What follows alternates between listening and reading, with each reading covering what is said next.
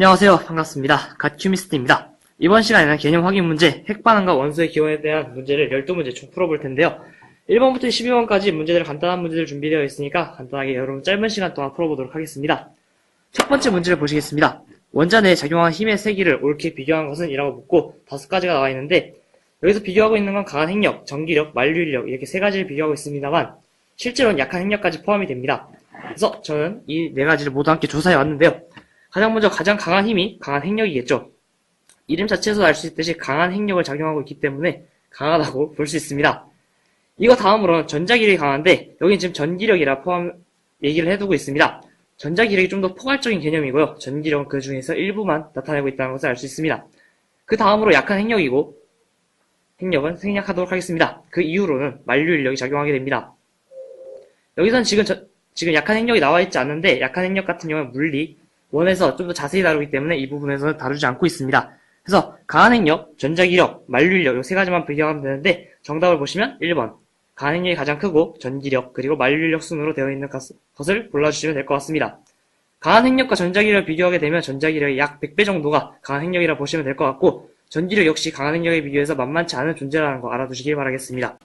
자, 다음으로 2번 문제를 보도록 하겠습니다. 원자 내에 존재한 인력에 대한 설명으로 옳은 것만을 보기에서 있는 대로 고른 것은 해서 기억, 니은, 디귿 보기가 나와 있는데 기억 보기부터 보시면 중성자와 양성자 사이에는 강한 핵력이 작용하지 않는다라고 되어 있습니다.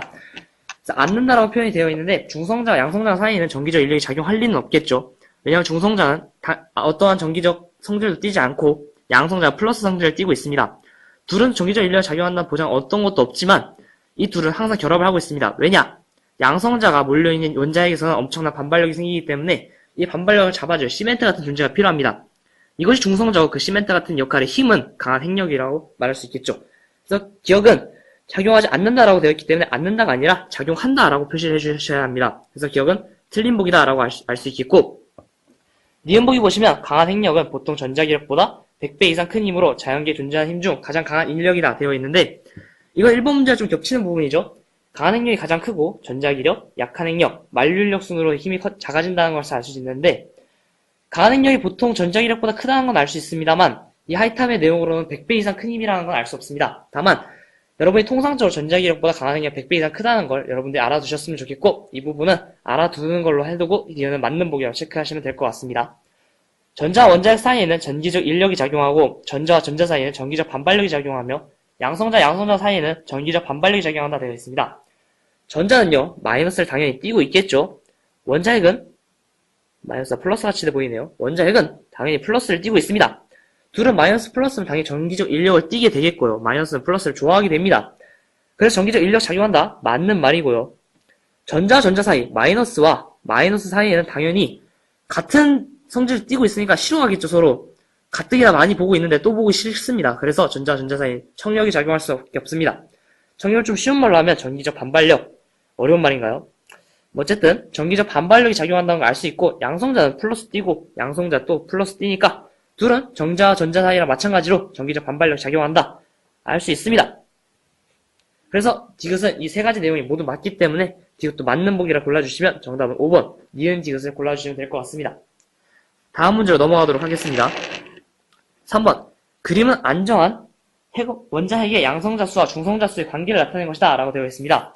이에 대한 설명 옳은 것만 보기에서 있는 대로 고르시오 라고 되어 있는데 이 그래프가 뭔지부터 좀 알려드리도록 하겠습니다. Z분의 N이 1.5인 것도 있고 Z분의 N이 1인 것도 있습니다. 원자핵의 양성자 수와 중성자 수를 나타냈다고 하는데 Z 같은 경우와 N 같은 경우가 뭔지 여러분들이 헷갈리실 수 있습니다. 밑에 친절하게 나와 있고요. Z는 양성자 수, N은 중성자 수라고 친절하게 나와 있습니다.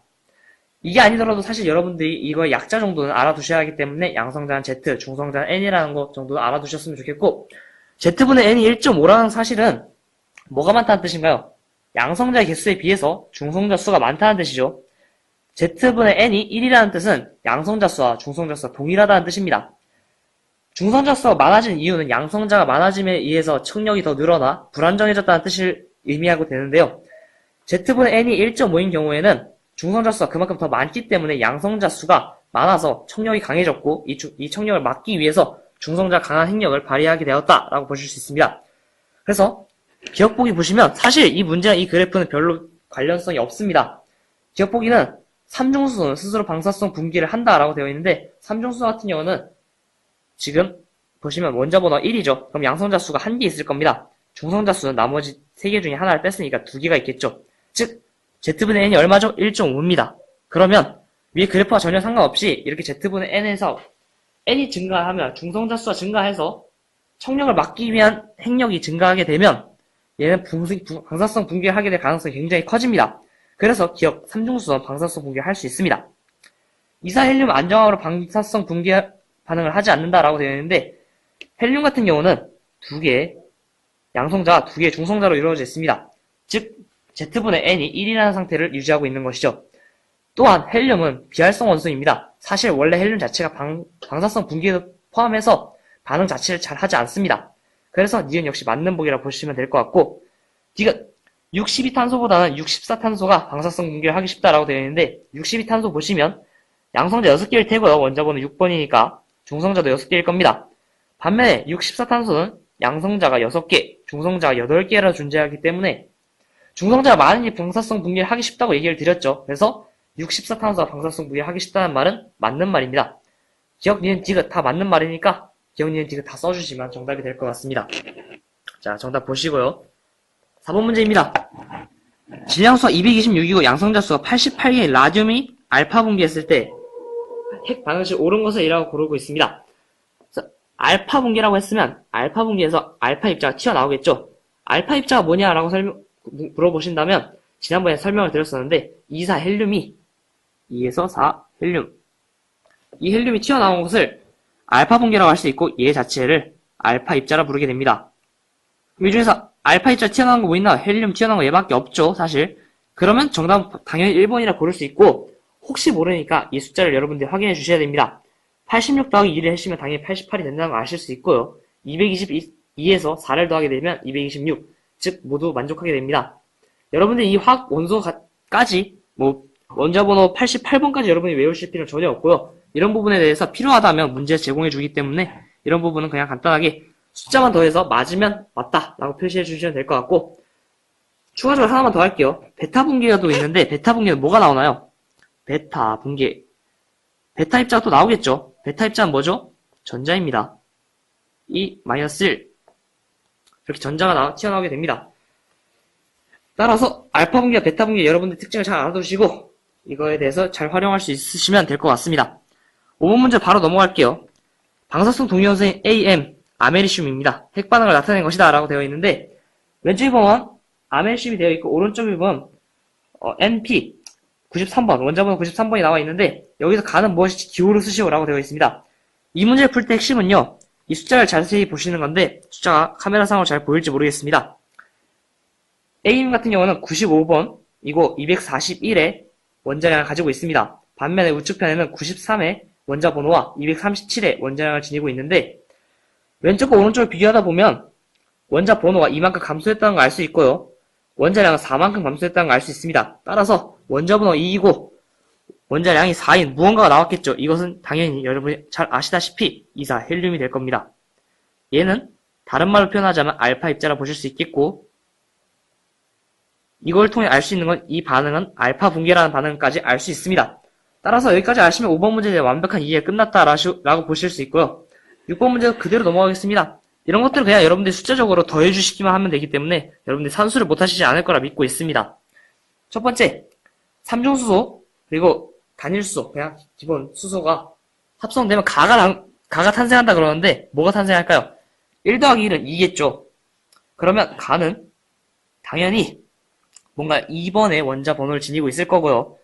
원자량은 3하고 1을 더했으니까 4인 무언가 탄생할 텐데, 위쪽에서 보시면 2, 4가 뭐죠? 헬륨이라 적어놨습니다. 즉 이거 역시 가는 2, 4 헬륨이라는 걸 알 수 있고요.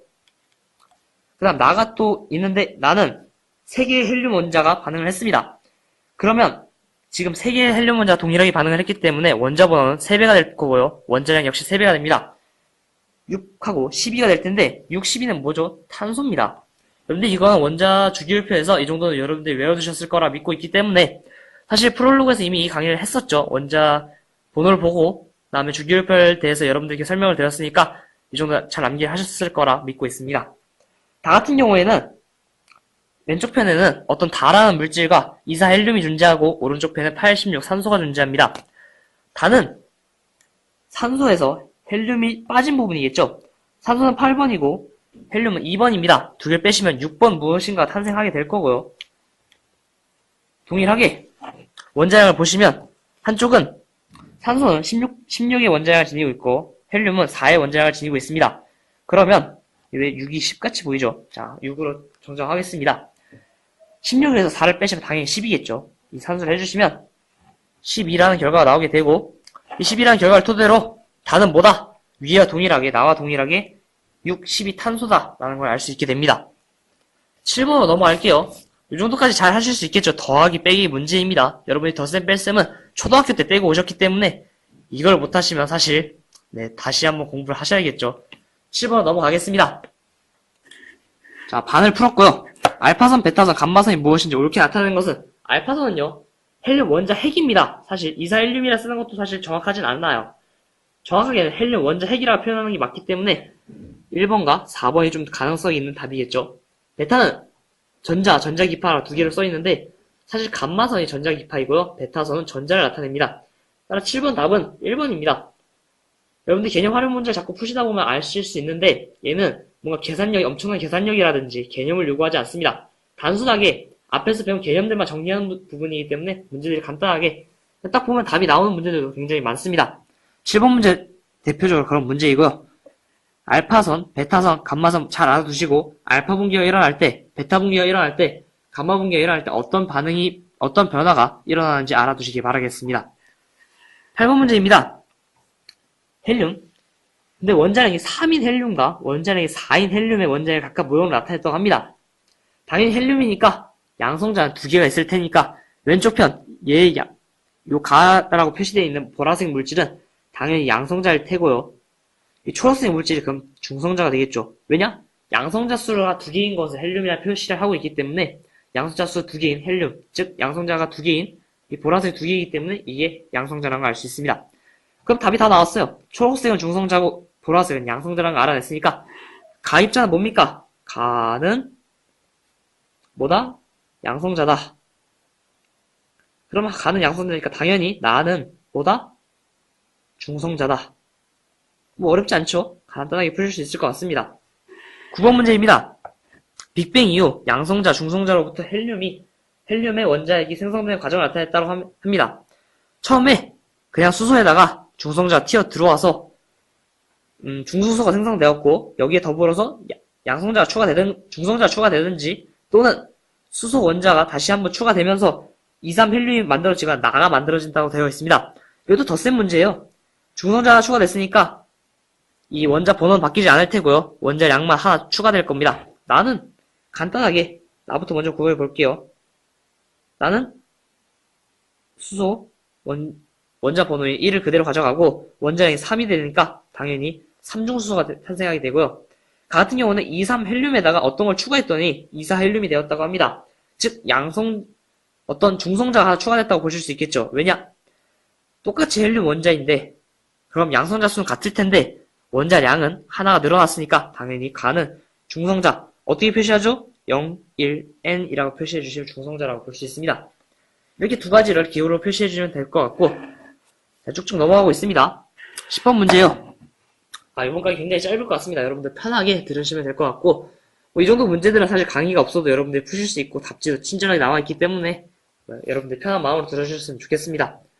빅뱅 우주론에서 빅뱅 이후 원자 생성 과정 순서 없이 나타났다라고 되어 있는데 여러분들이 한번 순서를 쭉쭉 짚어보셔야겠죠. 가장 첫 번째로 어떤 반응이 일어나죠? 다 반응. 쿼크가 결합해서 중성자, 양성자를 생성하게 됩니다. 그 다음 반응은요. 양성자, 중성자가 결합함으로써 헬륨 원자핵이 생성되고요.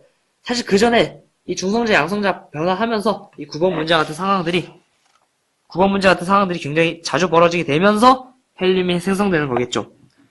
됐고요. 그 다음 헬륨 원자핵이 생성되고 나면 뭐가 생성되죠? 핵융합으로 탄소 같은 것이 생성됩니다. 근데 이것은 어디까지 한계인가요? 철까지 한계입니다. 아무리 고온을 줘도 이 헬륨 핵융합 반응으로 생성될 수 있는 최대 한계치는 철입니다. 이 이상 어떻게 생성되죠? 초신성 폭발로 우라늄 원자핵이 생성된다. 라고 해서 가까지 다나라카 이 순서로 연결해 주시면 됩니다.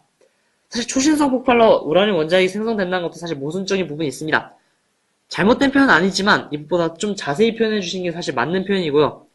그치만 이 부분은 지구과학2에서 공부하는 부분이기 때문에 넘어가도록 하겠습니다. 지구과학2에서도 안 나올 수도 있어요. 이건 거의 대부분 지구과학2에는 나오는 걸로 알고 있는데 좀 상위 개념이기 때문에 여러분들 여기서는 초신성 폭발로 그 이상의 원자들이 만들어진다라고 알아두시면 될 것 같습니다. 자, 두 문제 남았습니다. 11번. 빅뱅 이후 어떤 시기에 우주에서 헬륨 원자핵이 생성되는 과정을 나타낸 것이다. 첫 번째 입자 가나는 무엇인지 밝혀라. 문제 보다 보면 다 뻔해요. 9번 문제랑 똑같죠, 거의. 중성자와 양성자 합쳐지면 당연히 중수소가 탄생할 거고요. 여기다가 양성자 하나 더 추가되면 가가 탄생한다 했는데 가는요. 뭐죠? 양성자가 두 개고 중성자가 하나니까 양성자 두 개인 건 헬륨입니다. 다만 어떤 헬륨이냐? 조금 하자가 있는 헬륨이겠죠. 헬륨인데 원자량이 3인 헬륨입니다. 얘 원자 핵이 되겠고요. 그 다음 나 같은 경우에는 중수소에다가 뭐가 붙었죠? 중성자가 붙었습니다. 양성자 한 개이기 때문에 수소이긴 수소인데 중성자가 두 개가 있습니다. 따라서 얘는 뭐라고 부르게 된다? 자, 뭐라고 부르게 된다? 삼중수소입니다.